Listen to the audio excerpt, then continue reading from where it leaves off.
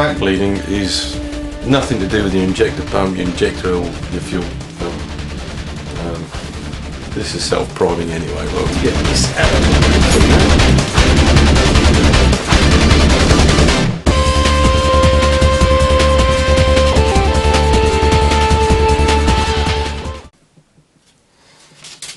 Okay, some of you will recognise this clutch slave cylinder.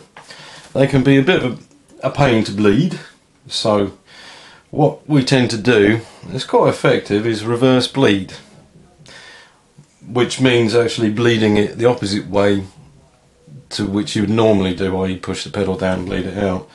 It's very effective. We do it on trucks for clutch packs. What you need is an oil can. You've never had any oil in this, otherwise it congeals with brake fluid. So what I'm going to do is top this up first of all. You want to have a reservoir that's actually bigger than your clutch pedal reservoir. Okay, your clutch master cylinder. So, and a piece of brake bleeding hose, which is PVC. You can get this from any motor factors. Right, one end, obviously you need a rigid one. One end goes on here. Okay, then you have your pipe, which will fit onto your nipple. First thing that you do have to do, okay, is bleed this baby up like this so it's primed. You don't want any air in it. Okay, as you can see, if you can see the pipe, alright, there's a few air bubbles in there. If you can watch that pipe, okay, the air bubbles go upwards.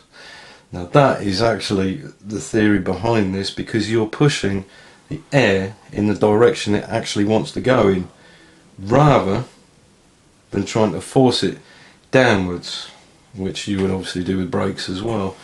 It does work for brakes, but we're concentrating on the slave cylinder here. Okay, now if you watch this, see this air bubble? It's moving upwards. That's the direction you want to be pushing the air in, up towards the reservoir, which incidentally you do need to take most of the fluid out because you're going to be pushing quite a bit up there. Okay, right, so once it's primed, we can then fit it onto the nipple.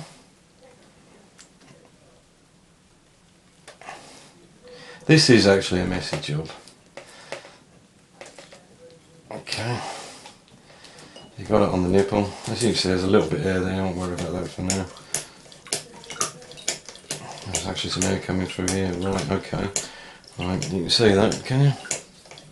Right, so what you're doing is you're pushing the air out of the system the way it wants to go.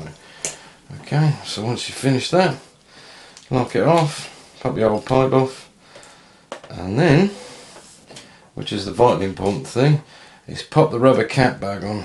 Okay.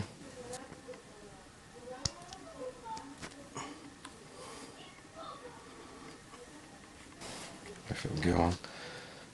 Come on baby, you go on there. Oh, we lost that one. Well, you get the point in hand. Okay.